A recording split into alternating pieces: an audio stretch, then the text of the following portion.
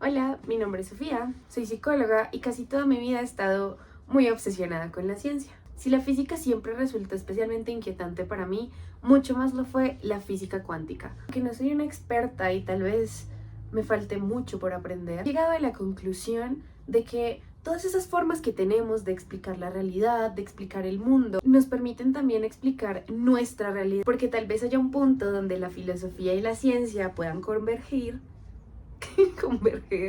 y tal vez mostrarnos un mundo más amplio, así que dejémonos sorprender. Podríamos empezar entonces hablando de unas visiones clásicas de ver o entender el mundo. En el mundo clásico en el que vivimos, básicamente las cosas son lo que son, es decir, un carro es un carro, un árbol es un árbol, el sol es el sol y tenemos la certeza de que el día de mañana va a ser completamente igual. El sol va a seguir siendo el sol y todo se mantendrá en su sitio. Pues nuestra realidad es sólida, es estable y es predecible, ¿no? Pues bueno, en el mundo cuántico las cosas no son así. Allí una misma partícula, sea un fotón o un electrón, puede ser dos cosas al mismo tiempo. Es decir, puede ser onda y partícula. Existe un experimento muy famoso denominado o conocido como doble rendija, donde algunos científicos se dieron cuenta que si se lanzaban partículas por dos rendijas o ranuras y no se observaban, las partículas se iban a empezar a comportar como ondas. Es decir, se expanden, se superponen, crean patrones de interferencia. Se mueven como si estuvieran en muchos lugares al mismo tiempo. Pero si aparece un observador, todo cambia. Aquí la partícula decide ser partícula y colapsa a un punto fijo. La simple mirada de un observador va a transformar todo lo que ocurre. Y esto es desconcertante porque entonces esto rompe totalmente con la idea que tenemos la realidad como fija, independiente, como algo que está ahí esperando a ser descubierto o leído. Lo que vemos, lo que decimos, lo que medimos, lo que decimos que es real, depende de la mirada del observador. Y es que Bohr ya lo decía cuando dijo que no hay un mundo cuántico sino una descripción cuántica de la física. Heisenberg también nos hablaba del principio de indeterminación, el cual postula que no podemos conocer una partícula sin perturbarla. Y para no hacerlo muy teórico, esto simplemente nos dice que no conocemos la realidad en sí misma, sino solo ese momento que aparece cuando nosotros la observamos. Solo en ese momento la realidad era tal y como se conceptualizó. La realidad nunca se nos muestra completamente, así que ahí en el corazón de la física moderna, lo que parecía más sólido como la idea de una verdad objetiva o una realidad fija se vuelven mucho más frágiles, mucho más incierta e incluso relativa. Al parecer, la materia más íntima de la que estamos hechos no obedece certezas, se mueve entre posibilidades. Entonces, ¿por qué nosotros insistimos e insistimos para que sea de otra manera? Es como si la física cuántica nos estuviera obligando a aceptar que lo real no es algo que esté simplemente ahí, sino que también es un encuentro, un acontecimiento entre lo que existe y lo que se observa, y además de lo que se observa también en la forma en cómo es nombrado. Y si en la física cuántica la realidad depende de nuestra mirada, en nuestra vida ocurre algo parecido con la verdad o con el concepto de verdad, incluso con todos los conceptos.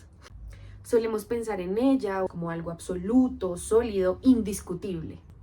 Pero la verdad en realidad es tan frágil como una partícula cuántica, porque no existe en sí misma.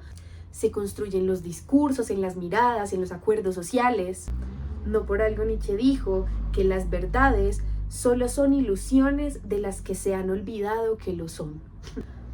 Al final del día, la verdad no es más que una metáfora que repetimos tantas veces que terminamos creyendo que es verdad. Derrida también nos decía que ningún significado es fijo, es decir, que todo texto, palabra, discurso se va a deslizar en infinitas interpretaciones, pues la verdad no está contenida en un centro inmóvil, sino que se fuga, se desplaza y se interpreta sin cesar. Y lo que no nos hemos detenido a entender o a pensar es que la verdad nunca está aislada. Siempre es un efecto del poder, del lenguaje, de la mirada. Lo que llamamos verdad es apenas un pliegue dentro de un entramado mucho más grande de miles de interpretaciones. Y seguramente esa es la parte más difícil, que no existe un suelo firme en el que podamos descansar de manera definitiva. Que la vida, igual que la física cuántica, no nos da certeza, sino aperturas, interpretaciones, narrativas y ficciones. Lo bueno es que son compartidas y que la mayoría de las veces nos sostienen, aunque a veces nos encarcelen. Porque es que si lo pensamos bien, la mayoría de nosotros vivimos en función a esa verdad. Verdad que se construye siempre en mirada a otros. Buscamos validación, que alguien nos confirme que vamos bien, que lo que hacemos tiene sentido. Y no hay paradoja más grande, porque ¿cómo vas a basar tu vida en la mirada de otros cuando ni siquiera estás seguro o tienes la certeza absoluta de que el otro está pensando eso que tú crees que está pensando? Y es que nunca hay un encuentro pleno entre dos conciencias. Así como una partícula nunca se fusiona con otra, solo interactúan. Y esa es quizás una de las trampas más grandes en las que hemos caído. Pues construimos nuestra vida en base a discursos externos y olvidamos preguntarnos por el propio. Olvidamos que la vida no es solo lo que me enseñaron, lo que me gusta, de lo que tengo certeza. La vida también es eso que no aprendí, que me incomoda, que no quiero ver. Y es que ahí hay algo esencial. La vida es amplia, inmensa, caótica, diversa. Y por eso mismo tiene tantas interpretaciones como personas en el planeta. ¿Podemos ponernos de acuerdo? Sí. ¿Podemos crear consensos? Claro que sí. Pero es que incluso estos acuerdos son frágiles y temporales. Entonces lo importante quizás sea no olvidar que cada uno tiene la responsabilidad y la posibilidad de construir su propia mirada. Y es que no existe una verdad absoluta, pero sí puede existir una verdad honesta, una verdad consciente que se atreva a sostenerse incluso cuando se incomoda. Porque tal vez la madurez no sea encontrar respuestas definitivas, sino aprender a habitar las preguntas.